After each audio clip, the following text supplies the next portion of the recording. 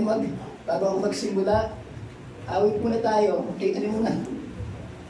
Gilis. I-present mo na nga, no? Alam niyo ba itong yung kanta natin na yan, no?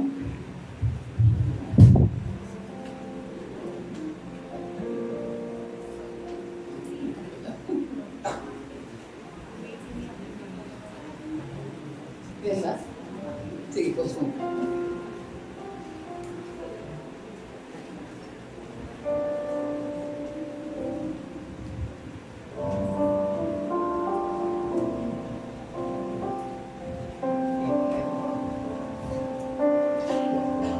Create.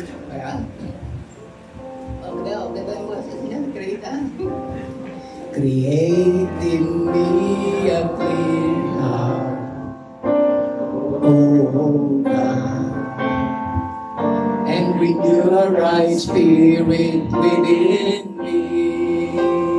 Yan ang talagang yung kanta niya. Create in me a clean heart, oh God, and renew a right spirit within me. Cast me not away from thy presence, O Lord, and take not thy Holy Spirit from me. Restore unto me the joy of my salvation, and renew a right spirit within me. And live. Create in me a clean heart, oh God, and renew a right spirit within me.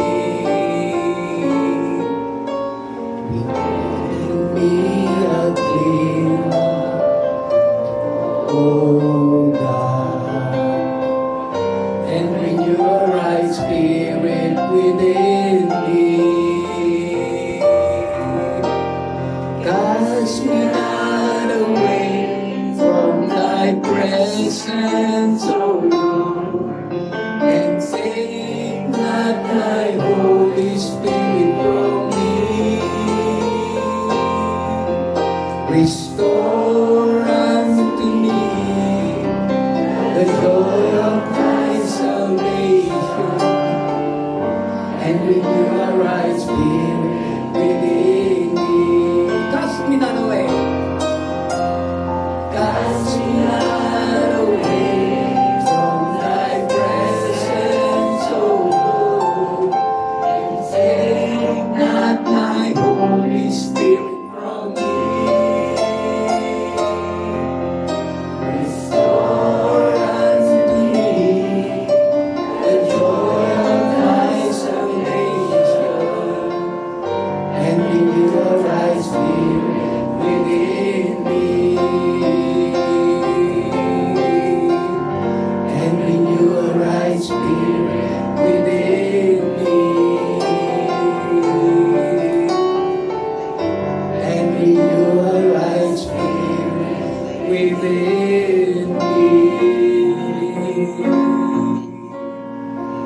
Maraming salamat sa pagkumpay muli, Panginoon, ang aming special na pagtitipon na ito ng unang linggo ng buwan ito ng November.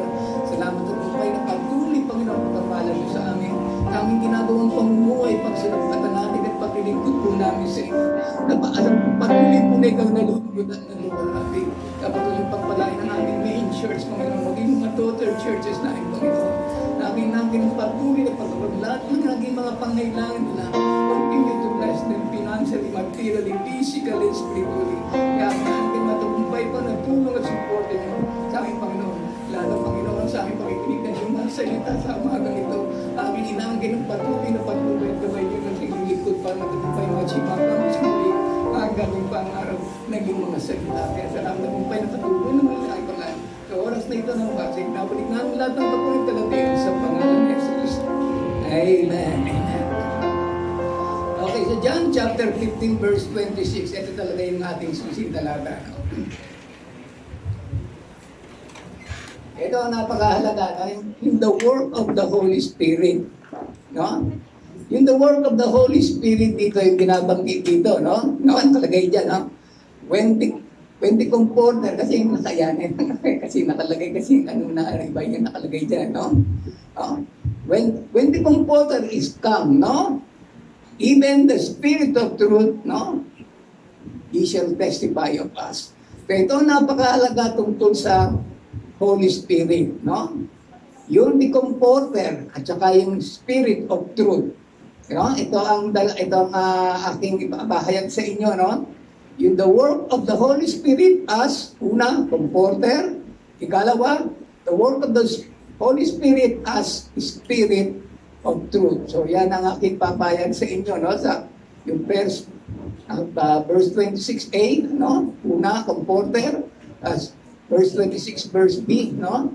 No, sa B, ito ang Spirit of truth.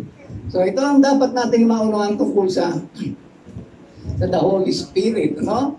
Na talagang ang the work of the Holy Spirit, no, ay kinakailangan talaga natin na maunawaan talaga ito kasi sabi ko nga sa inyo, ini-improve ko lang itong message ko na ito dahil nga ang yung lingkod ay sabi nga sa inyo, from youth pa ako 3 years, yung message ko na yan, ano?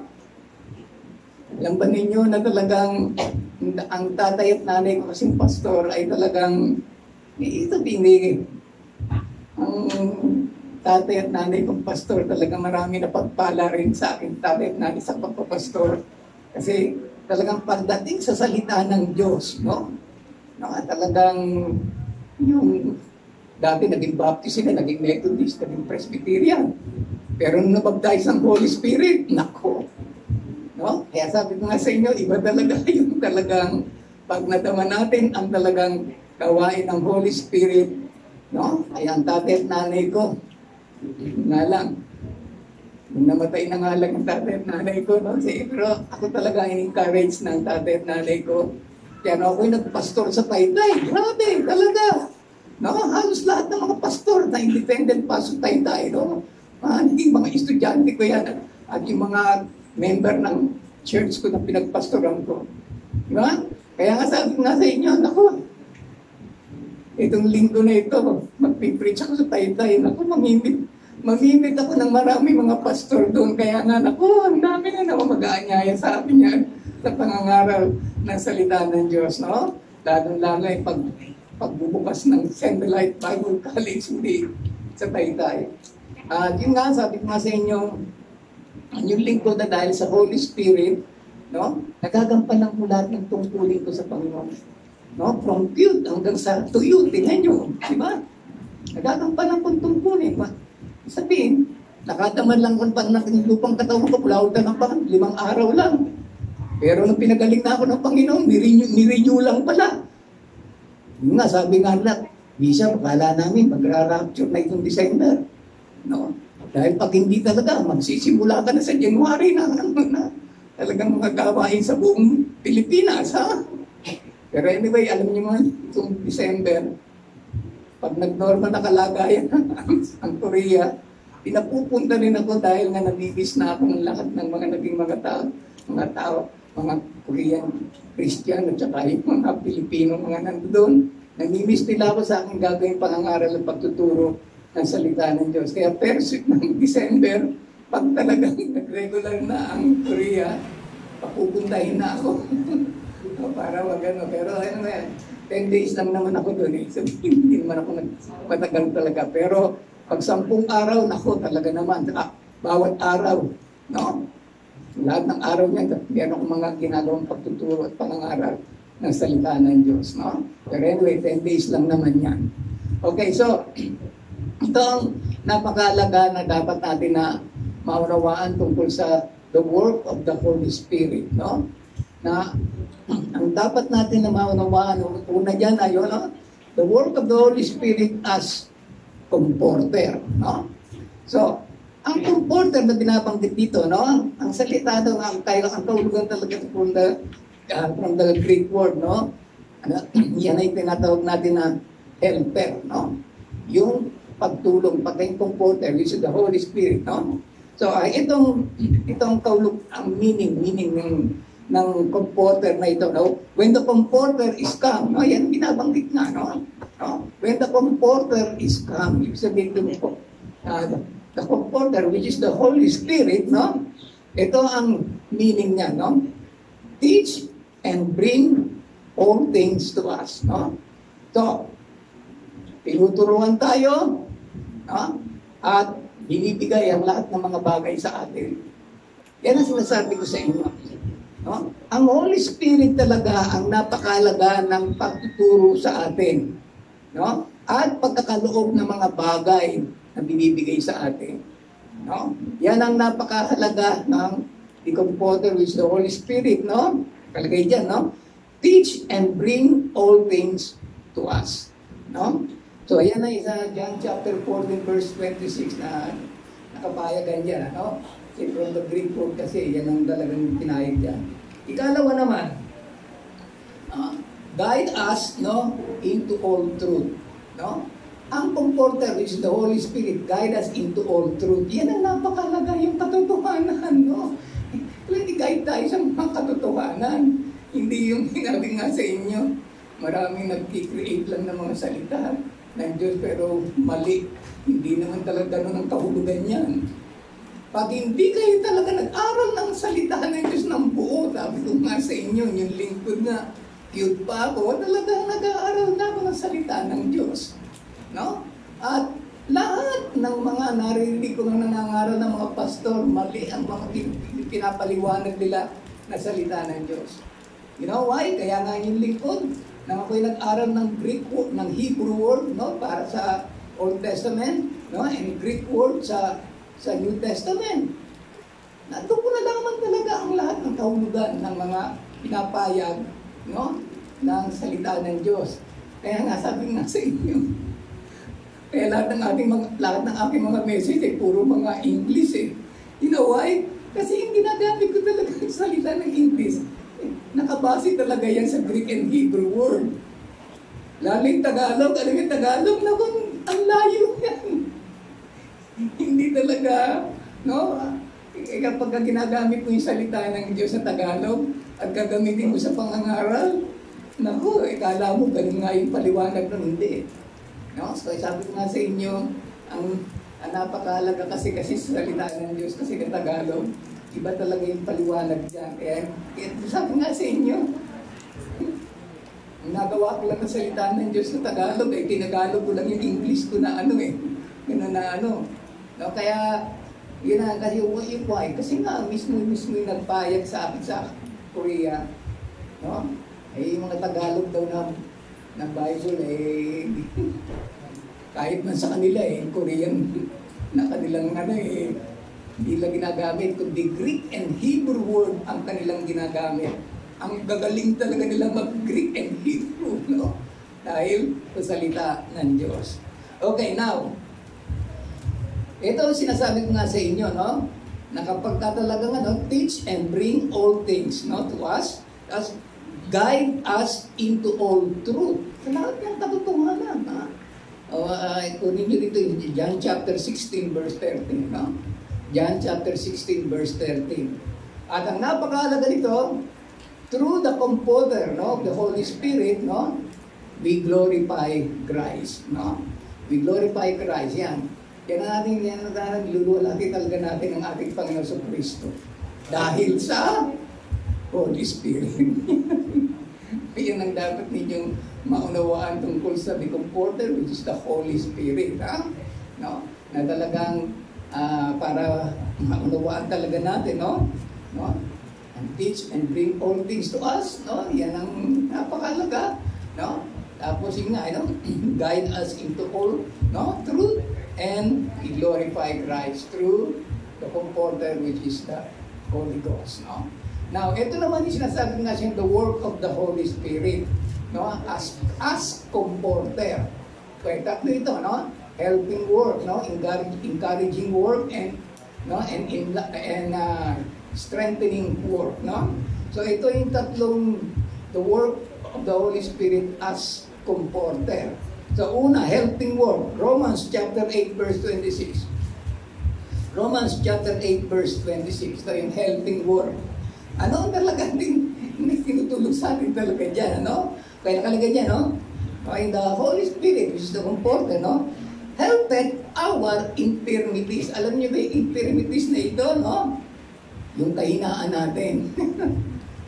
Pero sinabi ka sa inyo, patutuo ng inyong lingkod, no? Nung ako'y cute pa, youth, pag nakakadama ako ng mga panghihina, no? Ng aking lupang katawan. No? Pero dahil sa helping work of the Holy Spirit, nagpe-pray lang ako. Pag nagpe-pray ako, balik na sa normal again. Tinan nyo nga. Same yan. From cute to youth, gayon to youth, hanggang ngayon. Same. Why? Kasi kung talaga naiintindihan nyo talaga ang the work of the Holy Spirit as helping work. Naniniwala ba kayo na tumutulong ang Holy Spirit sa atin? Ang dami nga naniniwala lang tumutulong pero hindi naman ginagampanan. Kaya tuloy, nagpapa-ospital, nagpapa-doktor, nagpapagamot. Pag nakakadama ng panghihina ng lahat ng sakit ng kanilang lupang katawan, nagpe-pray pero, Lord, punta na ako sa doktor, punta na ako sa ospital, bibili na po ako ng gamot, pagpalain niyo yung gamot ko para kumaling na ako. Kaya tinan nyo ngayon yung aking mga pinsan sa ganun din ang kanilang pananalig. Pero napagpala sila sa akin. Tama pala yung pinanggit ko sa amin, no? Tinan mo nga, 10 taon na kami nagdodoktor, hanggang ngayon, pananakit pa rin na aming lupang katawan, kaya nagpapapray kami sa inyo. Kaya ito ang gusto kong maunawaan talaga ninyo. Yung helping work talaga, na ang comforter na ito ay the Holy Spirit. Help us in our infirmities. Nang ibig sabihin ito, yung mga kahinaan natin. Dahil nyo yan, ha? Nakakadama kayo ng panghihina ng lahat ng sangkap ng lupang katawan nyo, ha? I-try ninyo na mag-pray. Kasi pag nag-pray kayo, ang Holy Spirit talaga ang tutulong. Yan ang dapat niyong maunawaan.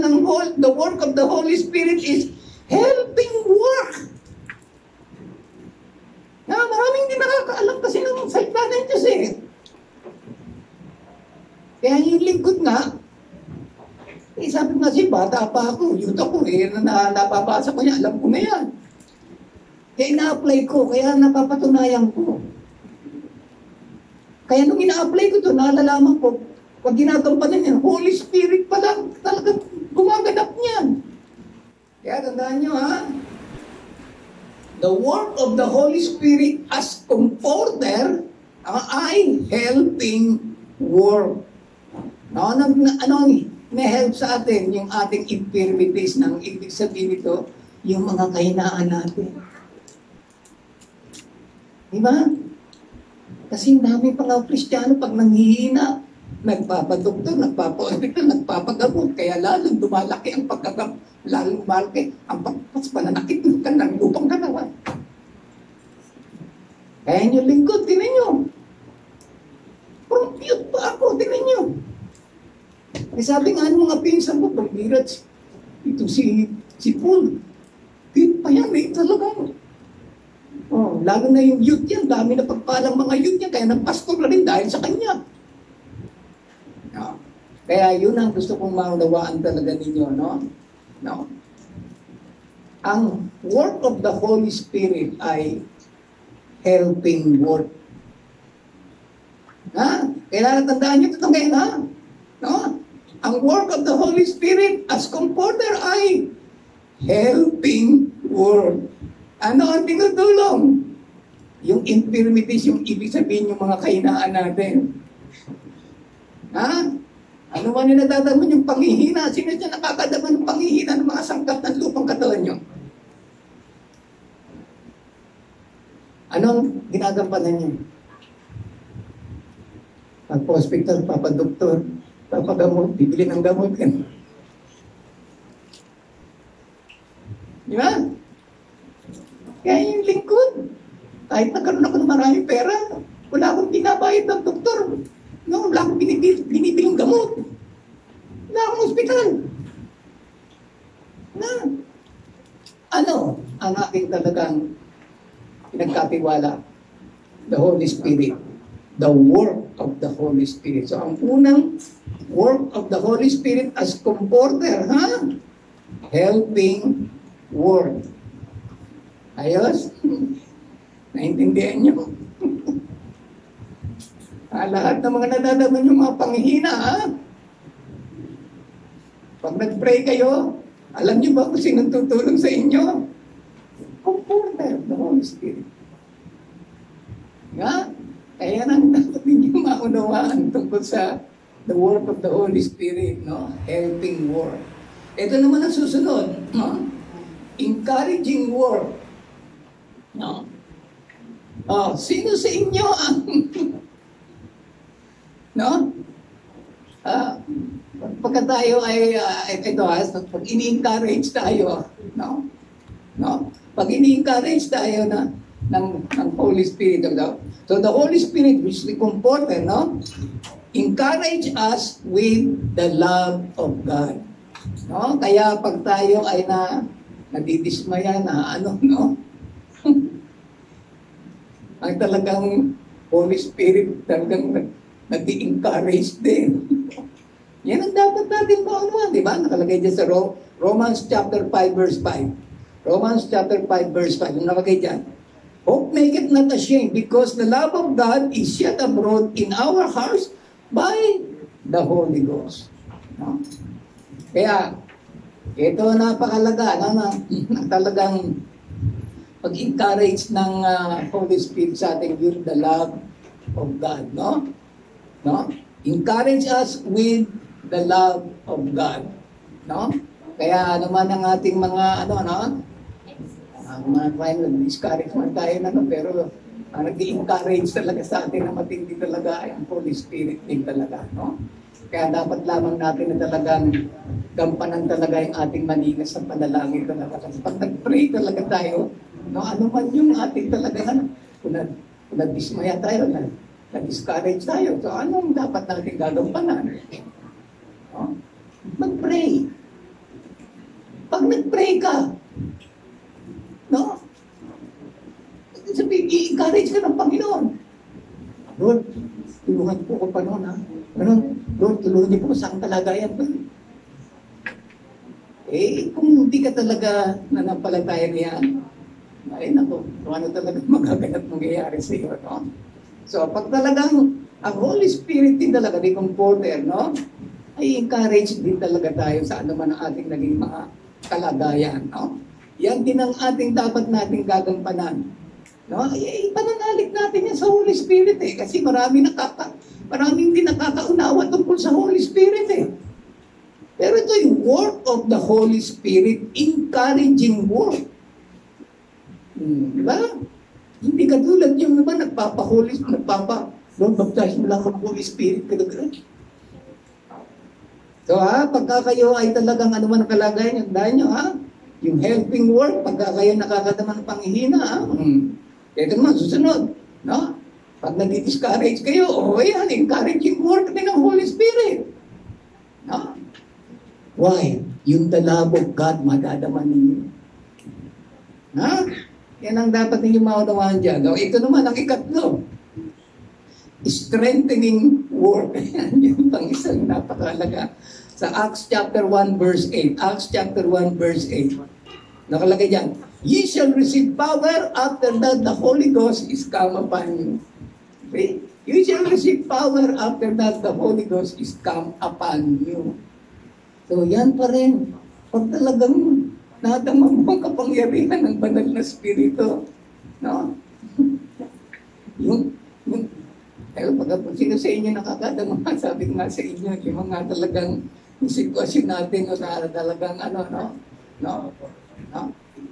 Kasi itong sinasabi ko nga sa inyo, yung kapangyarihan talaga ng ating Panginoong Diyos, yan talaga rin niya sa kanya sa Holy Spirit talaga, no?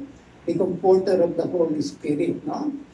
Kaya, sabi nga sa inyo, yung strengthening work of the Holy Spirit sa lahat ng ating mga ginagawang mga activities sa ating Panginoon, no? Ay talagang pinapalakas talaga tayo ng Panginoon talaga. True, no? The Comforter, which is the Holy Spirit.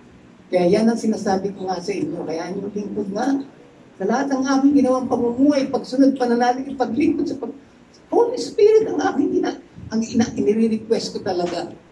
Eh talagang sa panahon natin kasi Holy Spirit talaga eh. Di ba? Kaya lang, tandaan nyo rin yung talaga nung si Jesus Christ ay nagpunta sa earth talaga, di ba? Alam nyo talaga ang kanyang mga ginawa, no? So, kaya kailangan basahin yung mabuting Matthew, Mark, Luke, and John. No? Lahat ng mga activities ng ating Panginoong Jesus nung nagpunta siya dito sa earth, kanyan. No? Pero, nang umalis na si Jesus, bumalik na sa earth, no? At bumalik na sa heaven, no? Ibig sabihin niyan, Holy Spirit na, no? Ang bumalik na. So, ibig sabihin, ganyan, hanggang ngayon, ganyan. Kaya ang talaga sinasabi ko sa inyo, na kapag talagang tayo nanalig talaga sa Holy Spirit, pero ang napakalaga sa Holy Spirit, ano? The work of the Holy Spirit as comforter. Yan, ha? Tandaan nyo, ha? Helping work, no? Encouraging work, and no? Strengthening work. Yan ang ating aangkinin, no? Tungkol sa Holy Spirit. Kaya sabi ko nga sa inyo, gulat nga ako sa mga naging mga estudyante ko sa buong 1992, no? Nung tinuro ko sa kanila ito, marami ito, mahaba ito, marami kong mga kasi Bible school kasi, pag Bible school, ito preaching lang ibabahagi ko sa inyo. Pero, pag ito'y tinuro ko talaga, no? Ay talaga sabi nga sa inyo, kaya nga sabi kasi tatlo itong message ko nito, God, no? Christ, and Holy Spirit, yan. No? So, para maunawaan talaga po, ano yung God, Christ, and Holy Spirit. No? Yung natungkulin na ito. Okay, now, ito ang sinasabi ko nga sa inyo, no? The work of the Holy Spirit, ito talaga dapat natin bigyan ng mahalagang pansin. Ano? Sa Holy Spirit, hindi yun talagang Holy Spirit lang, kilala lang natin, pero no? Kaya, pag nakakadama ka ng panghihina, o ano na, aalalahanin mo na no? Yung helping work of the Comforter, which is the Holy Spirit. Pag na-discourage ka, encouraging work, ayan, alalahanin mo talaga, no? Ang Comforter, which is the Holy Spirit, na sa pamagitan ng the love of God, ay, naku, ipagtatanggol ka talaga ng Panginoon sa lahat ng kalagayan mo.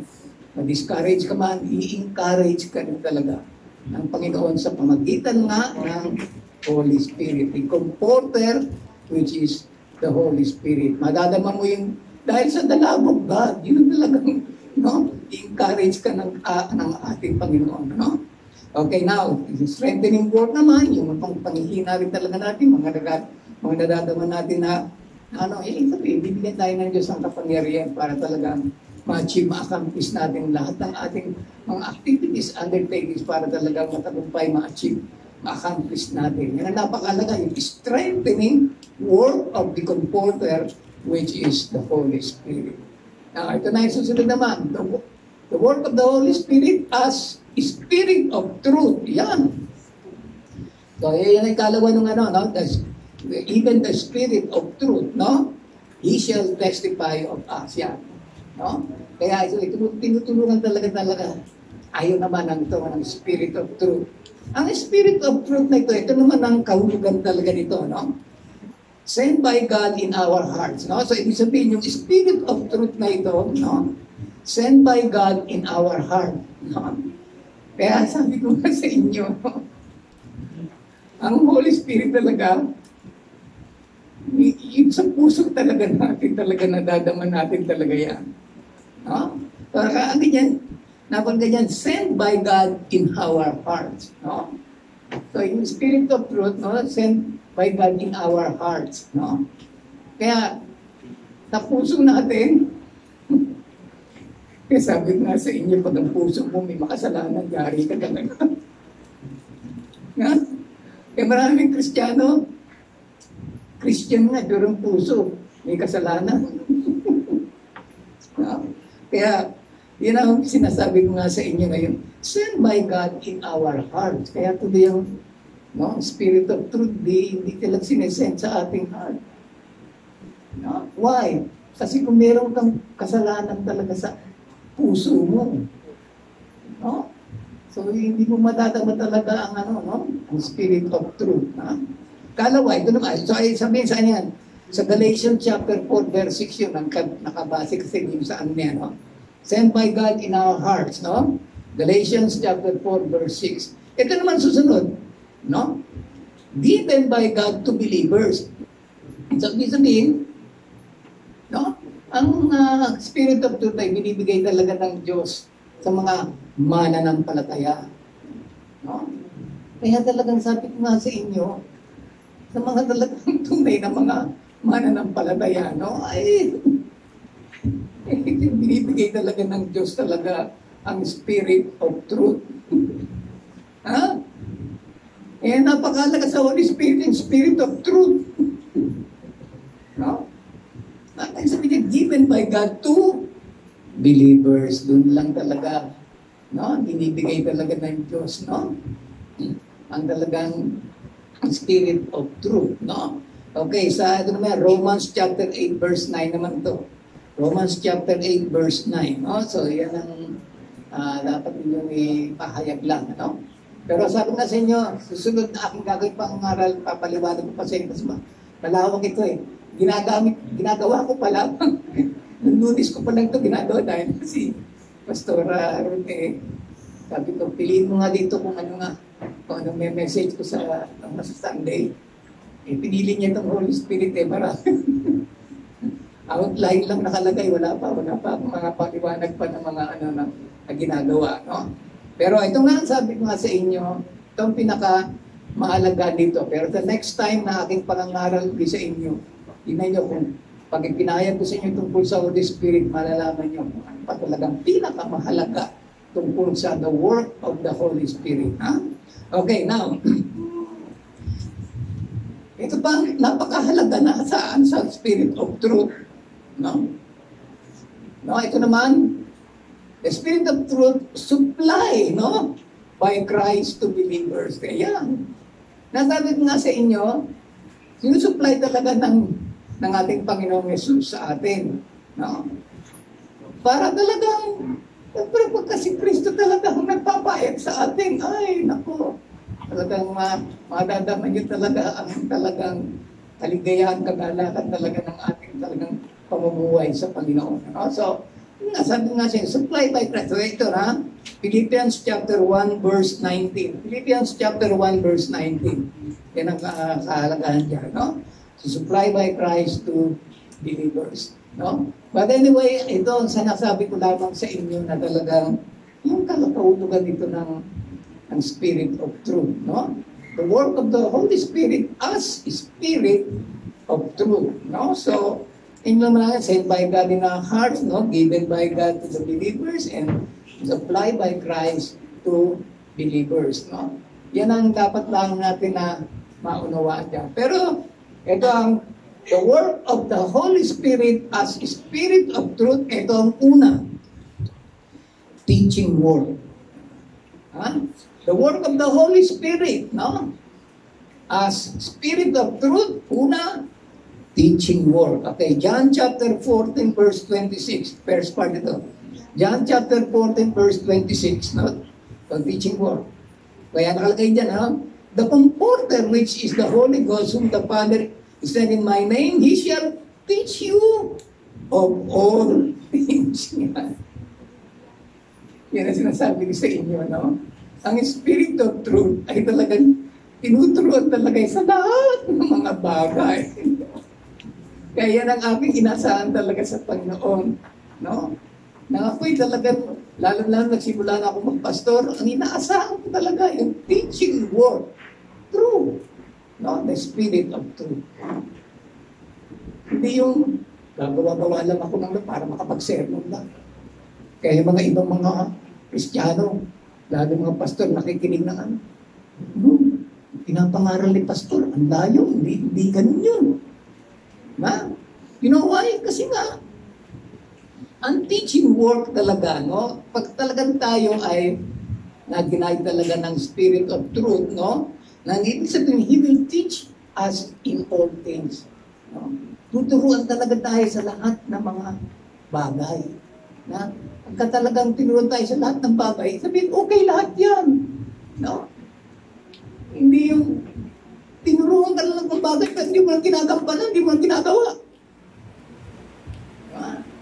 Kailangan na mga bagay na pinapagawa talaga sa atin ng Panginoon sa pamagitan ng Spirit of Truth. No? Para magampanan natin talaga lahat ng bagay na ginagawa natin. Ha? Kaya tandaan nyo ito teaching work. Pagka kayo magtuturo siguraduhin nyo talagang kayo guided ng Holy Spirit, ng Spirit of Truth. Tinuruan ka talaga lahat ng bagay. Tinuturo mo ba yan lahat ng bagay? Kaya sabi ko nga sa inyo, ay yung lingkod na, pag ako talaga nagtuturo ng lahat ng bagay tungkol sa salita ng Diyos, pinag-aaralan ko mabuti yan. Kaya pag ako'y nangangaral, nagtuturo ng salita ng Diyos, lahat, nakikinig talaga, nakakonsentrate lahat. Tahimik talaga. Nakikinig talaga ang mga tao sa aking pakikinig pag-aaral ay salita ng Diyos. Kaya ngayon sa Bulacan nga, nung nag-preaching ako, sabi nga, Pastor Martin Tiago, Bishop, dati pag ako'y nangangaral, may natutulog pa dyan. May mga nag-uusap-usap pa. Pero nagulat ako, nakita ko lahat concentrate sa inyo. Nakikinig, tapos nagle-lecture pa ng mga pinapahayag ko. Di ba? Kaya nasabi nga lang, pagkatapos ko mag-preach, sabi kay Pastor Martin Tiago, nung pinahayag sa akin, kasi nag-meet kami sa Kuboe, no? Pinahayag sa akin nung asawa niya na, Bishop, ang pagpala po yung lahat ng mga member ng church namin. Miss na miss ka talaga. Kaya excited sila mag-aral ng mga salita sa January. No? Sa Bulacan. Dami kong mga estudyante, lalo mga pastor na nag-aaral sa Bulacan. No? Anyway, itong napakaalaga. No? Sa ating ginagawang pangangaral at pagtutunan salita ng Diyos, true, the Spirit of Truth. Pag Spirit of Truth, talagang yung mga nakikinig na nag-aaral ang salita ng Diyos, talagang very excited talaga. No? Kaya sabi nga ni Pastor Martin Tiago sa akin, Bishop, na nangangaral ka na lahat nakakonsentrate. Nagle-lecture pa ako. Kaya yun, excited pa nga sila. Sabi nga nila, marami kang magiging estudyante, Bishop, sa January. Dahil excited sila mag-aral ng salita ng Diyos. Diba? Kaya yun ang Spirit of Truth. Kaya sabi nga niya, teaching work. Pag teaching work kasi, yung decomporter, ay pag ito ba tinalaga sa atin yan, ako yun. Tinuturuan tayo sa lahat ng bagay. Pag tinuturuan tayo ng Spirit of Truth sa lahat ng bagay, nako, yan. Nasabi ko sa inyo, magiging kasangkapan kayo ng katuwin kaban sa lahat ng mga tao nakikinig, nag-aaral ng salita ng Diyos. Ayos, Sino sa inyo nagtuturo ng salita ng Diyos? No? Angkinin na ninyo ito, Kaya sabi nga sa inyo ito, napakalaga tungkol sa Holy Spirit, Pagka sa teaching work, huwag yung asahan lang yung sarili ninyo na galing ninyo, ganyan. Hindi. Kaya pag magtuturo tayo, lagi natin angkinin ang gabay ng banal na Espiritu para matagumpay tayong magturo sa lahat ng ituturo natin. Hindi yung nagturo ka, nalimutan ko ituro ito, Yan ang problema sa mga ibang mga nagtuturo, dami nalilimutan ituro. So ito ang una, teaching work. Ikalawa, ito naman, reminding word. Reminding word. John chapter 14, not 26 daw, yung letter B naman, kasi dalawa rin. John chapter 14, verse 26, letter B. Kasi sabihin, dalawang ano naman to, no? Ganyan, bring all things to your remembrance. Bring all things to your remembrance. Yan ang napakahalaga, yung reminding word. Ano man yung iyong mga inihanda ng nagagawin na pangaral, pagtuturo ng salita ng Diyos, no? Ang Spirit of Truth, no? Papaalala sa iyo. Kaya ang hanga sa akin ng mga pastor, lalo-lalo yung 1992, no? Ngayon pag ako nagtuturo ng salita ng Diyos, wala ko nakasara yung Bible ko, nagle-lecture ako, nag-ano ko. Ang dami na binong ilang oras ako nagtuturo. Ang dami ko mga tinuturo, sinusunod ko pa sa ano. Kaya, reminding word yan. Pagka nagtuturo ka, i-remind talaga ng Holy Spirit sa iyan. Kaya marami na pagpapala sa inyong lingkod dahil nga sa akin pag-iabang pangarap pag ito'y masalita ng Diyos. Diba? Kaya sabi ko nga sa inyo, kaya inihanda ko na nga itong aking huling pagtuturo ng the work of the Holy Spirit. Ito talaga ang gustong maunawaan talaga ng mga pastor na aking ginawang pagtuturo sapagkat nang in-apply talaga nila ito. No? Kaya sabi nga nila, ay nako, ang dami man namin nagawang paglilingkod sa Panginoon, marami kami mga daughter church, pero hindi kami nagmamalaki, hindi kami nagyayabang. Hindi, ang aming pinagyayabang ngayon ay ang Holy Spirit. Sapagkat ginagabayan kami lagi sa aming ginagawang pangangaral at pagtuturo ng salita ng Diyos. Dahil yan ang pinahit sa amin, the word of the Holy Spirit, hindi namin malimutan yan. Tandaan niya na hindi yung Holy Spirit lang, kundi napalaka, the work of the Holy Spirit. Ayan. Kasi yung mga iba kinahalaga lang, Holy Spirit. Pero hindi hinaan yung the work of the Holy Spirit. Kaya yung reminding word. Kaya pagka magtuturo tayo ng salita ng Diyos, papaalala talaga ng ating Panginoon Diyos sa magitan ng the reminding word of the Spirit of Truth. Yan, Kaya yan ang napakalaga, yung Spirit of Truth. Pag talagang ikaw ay nangangaral tuturo ng salita ng katotohanan, ay naku, dami na be-bless pagka talagang tinuturo, pinapangaral mo yung mga katotohanan talaga ng salita ng Diyos. Pero yan ay magitan ng Spirit of Truth, no? Kaya, yung reminding word na yan, papaalala talaga sa lahat yung mga lahat ng pinag-aralan mo. Diba? Sabi ko kasi, kaya nga yung likod, yung notebook na ito, bago na ito, lahat ito. Kasi kanya-kanya ito nga God, Christ, and Holy Spirit. No? So, kaya sabihin, pag ito ay ating kagagaling, happy, holy, and humble. Na-message ko na ba sa inyo yung happy? Tungkol sa happy? Holy. Yung holy, na-message ko na rin, no? Yung humble. Na-message ko na sa inyo ito? Happy, holy, and humble?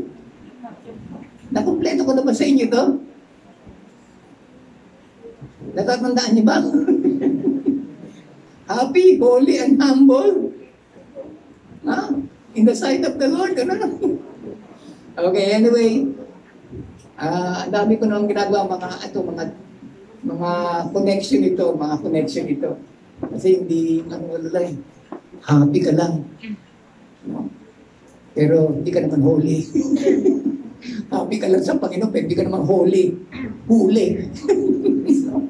No? Napakalaga, if you're happy and holy, pinakamalaga ay humble ka na. Yan, hindi na sinasabi ko sa inyo mga pastor na nag-estudyante noong 1992. Ang lalaki na ng mga church sila, may mga daughter churches pa sila. Pero hindi sila mayayabang. Pag na-meet nila ako, no? Nagpupuli talaga. Hindi siya, purihin ng Diyos sa lahat ng itinuro niyo sa aming mga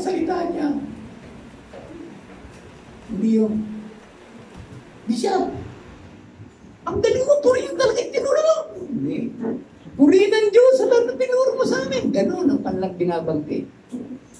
Ha? So, napakalaga nito ay reminding work of the Holy Spirit. Tingnan nyo. No? Pag binahagi nila sa akin, nagugulat na ako. No? Ganda ng resulta ng kanilang ginawang pahayag ng salita ng Diyos na itinuro ko dahil sa the work of the Holy Spirit. No? At yung ano, nalagulat ako, reminding work. Alam ba? No? Pag nire-remind talaga ng Holy Spirit, no? Pag pinapayag nila, no? Yun na. Wala mo na nakarecord na, wala. Kaya na, nasabi ko nga sa inyo, ha? Yan, reminding work ay talaga napakalaga. Okay na, ito na. Ito na ang pinaka the best na itong enlightening work. So, pag enlightening work, no, ito ay 1 John chapter 2 verse 27. 1 John chapter 2 verse 27. Ito yung enlightening work. Ito ang napakalaga. Ano ang napakalaga ng work na ito na yung anointing ng Holy Spirit. Yan ang napakalaga talaga sa work of the Holy Spirit. Yung pag-anoint ng Holy Spirit. Kaya yun, di ba nasabi ko nga sa inyo, no? Akong ginagawang pangangaral, pagtuturo ng salita ng Diyos, sa akin pagsasaliksik, pag-aaral ng salita ng Diyos, no? Talagang yung anointing ng Holy Spirit ang talagang nag-guide talaga sa akin para matagumpay, ma-achieve, ma-accomplish ko. Ang lahat ng aking ginagawa talaga, na pagsasaliksik, pag-aaral, pagbubulay-bulay ng salita ng Diyos. No? At kaya sabi natin nga sa inyo, no? Sa puso ng iyong abang lingkod, no? At ng mga talagang, may nasabi ko nga sa inyo, pag nagpe-pray ako ng 3 o'clock in the morning, no? Ang dami ko pinapayag sa salita ng Diyos, yung mga salita ng Diyos, binabangkit ko. Diba? Kaya sabi ko nga sa inyo, yung mga salita ng Diyos na talagang naka-record na sa puso ko, no? Yung talagang mga piling-pili, no? Lalong-lalo yung life to its finest, life to its farthest, life to its fullest, no? Pag life to its finest, di ba, Galatians 2:20 yan, no? Life to its farthest, no? Philippians 1:21. Pag life to its fullest, John chapter 10 verse 10, di ba? Yan ang sinasabi ko nga sa inyo na, no? Na aking laging talagang ipinapayag sa lahat ng mga taong nag-aaral ng salita ng Diyos. Napakalaga sa buhay natin, yung life to its finest, yun nga, Galatians 2:20, di ba? I am crucified with Christ. Nevertheless, it is no longer I, but Christ lives in me. No? And the life which I now live in the flesh, I live by the faith, not in flesh, by the faith of the Son of God who loved me and gave Himself for me. Pagdating naman sa life to its farthest, gaano kahaba? No? Ayan, sa Philippians 1:21, anong pinayad dyan, no? Nakalagay dyan, for to me to live is Christ and to die is gain. So, ibig sabihin man, for to me to live is Christ and to die is gain. So, sabihin, first, needs, and last. So, sabihin, first, sa unang pagkakilala kay Jesus, sa kalagitnaan ng iyong pamumuhay, no? Hanggang sa matagumpay na sumalubong pa sa pagpalito ng Panginoon. No? Kaya, ito ang napakalaga na talagang nabigyan ang pansin sa enlightening word. Pag inanoint tayo ng Holy Spirit, ganyan. Alam natin, lalo na yung life to its fullest. John chapter 10, verse 10, di ba? Pinangkit na ating Panginoong Jesus yan. I come that you might have life and that you might have it more abundantly. O pagka talagang, sabi nga sa'yo, pagka sinners mo talaga yung salitang abundantly, no? Yan ay talagang pagpapala nito sa ating buhay. Ano talaga ang pagpapala nito sa ating buhay? Yung mga iba, paniniwala lang na pagpapala nito sa ating buhay. Spiritually lang. Hindi. Nasa earth tayo eh. So, kailangan, ang pagpapala ng abundantly niyan ay financially, materially, physically, and spiritually. No? So, yan ang napakalaga na dapat natin na maunawaan sa anointing ng ating banal na Espiritu, no? Kasi pag talaga tayo ina-anoint ng Holy Spirit, no? Pag ina-anoint tayo ng Spirit of Truth, ayun sinasabi ko nga sa inyo, lahat ng ating mga ginagawa, no? Na activities undertaking sa pagmumuhay, pananalig sa matagumpay natin, ma-achieve, ma-accomplish para sa ikaluwalhati ng ating Panginoong Diyos. Kaya yun ang napakalaga na dapat natin bigyan ng malagang attention sa ating buhay, sa ating pamumuhay, paglilingkod sa Panginoon. Kaya ito ang gusto kong maunawaan ninyo tungkol sa the Holy Spirit, no? The work of the Holy Spirit. So next time natin, pag ako'y na-activity ninyo, meron kayo babahagi sa inyo mas matindi na tungkol dito sa the work of the Holy Spirit. No? Kasi nga, sabi nga sa inyo, sabi nga sa akin ng mga pastor, Isya, kailangan talaga ipahayag mo ito sa mga pastor. Kasi hindi nila naintindihan ng Holy Spirit. Nalilimutan na nila kung ano talaga mga activities undertaking sila sa pamumuhay, pananalig, paglingkod sa Panginoon. Lalo-lalo na, yumaman na sila. Dami na nilang mga gamit, mga ano. Nalimutan na nila ang Panginoon. Kaya pag nangangaral na, hindi na magandang pakinggan dahil nga, hindi na the work of the Holy Spirit. Kasi yan ang pinapayag sa akin ng mga pastor. Bishop, no? Yan damoy yung pangangaral ng the work of the Holy Spirit. Kasi sila naniniwala lang sa Holy Spirit. Pero ang napakalaga sa Holy Spirit is the work of the Holy Spirit as comforter and Spirit of truth. Yan ang talagang dapat na maunawaan talaga ng mga gumagawa ng pamumuhay, pagsunod, pananalig at paglilingkod sa Panginoon. No? Kaya ito sabi nga sa inyo, ako'y nabe-bless din sa Panginoon sapagkat yun nga, no? Sabi nga sa akin ng mga pastor na mga estudyante ko pang mga kabataan pa noong time na yun, ano? Sabi nga nila, si Bishop, talagang kala namin matanda na, wala na, hindi na pwede dito talaga. Kala namin magpapahinga na lang talaga ito. Pero, yun nga, ako nga, nagulat nga rin ako sa akin. Inakala ko na rin yun, no? Ako inakadama ng pananakit ng aking lupang katawan mula ulo at aking talagpahan. Lalo na yung boses ko. Kahit sabi ko, gusto na ng Diyos na pagpahingay ako.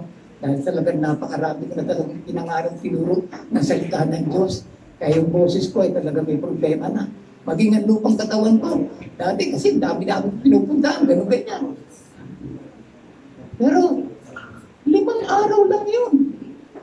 Tapos nang nirenew na ng Panginoon, ay, naku, bumalik na sa normal na kalagayan para bang, kaya tingin nyo nga, anong napakalaga doon? Yung the work of the Holy Spirit. Kaya tingin nyo, yung aking ginagawa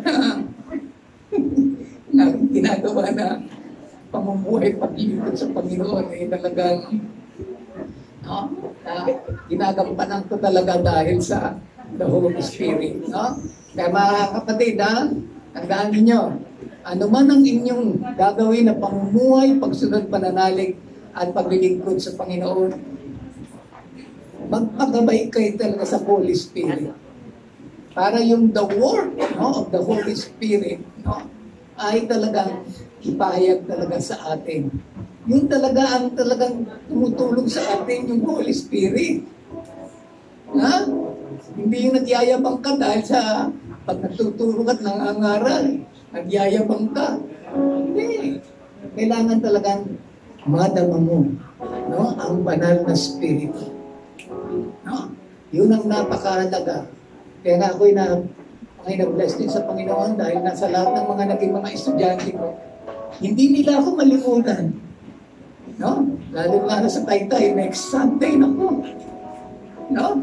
Yan ang sinasabi ko nga sa inyo na talaga pag ako nakapag-preach na naman sa mga dating mga tingnan nyo talaga ang magiging talaga. Okay, anyway, ako'y nananalig sa Panginoon na lalo na sa ating dangers. Ako'y mahanga talaga sa inyo dahil nadadama ko ang espiritu na buhay ninyo. No? Kapag nag-worship kayo talaga, kayo ay talaga guided by the Holy Spirit, no? Okay, so anyway, yun nga, doon nga rin sa nag-preach ako ng last Sunday sa ating daughter church sa bayan ng Dilubog, sa aking anak si Pastor Solomon. Ako, nakapala rin talaga yung mga talagang mga tao manggagawa ng Panginoon sa ano, no? Talaga nito sa aking anak si Pastor Solomon. No? Talagang, pagkatapos kong bago ko umalis, talagang kamayan lang. Papasalamat talaga lahat. No? Sabihin, no? Napagpala kasi nga, sabi nga ni, sabi na ngayon yung asawa niya, si Iris, talagang bishop, talagang pag nakikinig talaga yung lahat ng member namin, talagang very active talaga sila lahat. Ano? Kaya, yun ang akin talagang naangkin sa Panginoon, no? Na talagang, tuwing ako'y nangangaral, no? Talagang very active ang pakikinig, no? Ng mga tao sa salita ng Diyos. Kaya, ako'y nagpapasalamat sa Panginoon, no? Na talagang, sa darating pa sa ano. Sabi ko na nga lang, sa January na lang ako, no? So, pray natin na talagang, hindi na talaga mag-rapture sa December. Kasi marami pa rin nagpapayag sa akin, di siya, mag-ready tayo sa December, ha? Mag-rapture na, gano'n, no? So sabi ng mga ibang mga pastor sa akin, di siya, pag hindi nag-rapture sa December, January, ayan, balik na tayo sa normal na ang ating paglilingkod sa Panginoon, ha? Lalo na yung tungkulin niyo sa amin, ha? Gano'n. So, ibig sabihin, by January, okay, anyway, pray nyo rin ang inyong lingkod, ha? Tapos na akong gagawin paglilingkod sa January. Kasi akong dami ko mga pupuntahan. Kasi sabi ko nga sa inyo, mga probinsya, itong aking mga pupuntahan, no? Kaya pray natin na talagang ang kalooban ng Diyos ay magyari muli sa inyong lingkod, sa aking gagawin muling pangangaral, ang pagtutulong sa lahat ng mga tao at mga anak manggagawa ng Panginoon. Ito talaga ng Panginoon ng Diyos sa lingkod sa darating na taon ng 2022, lalo sa Bulacan. Yan ang una na aking laging espesyal na pagtuturo, no? Kaya nangako ko naman talaga yan. Marami na. Pero minito ko na talaga sila no, bago ko umuwi ng okay nangaral sa Bulacan. No? Okay, anyway, God bless you ha. So, aking naangkin na matagumpay ng tulungan.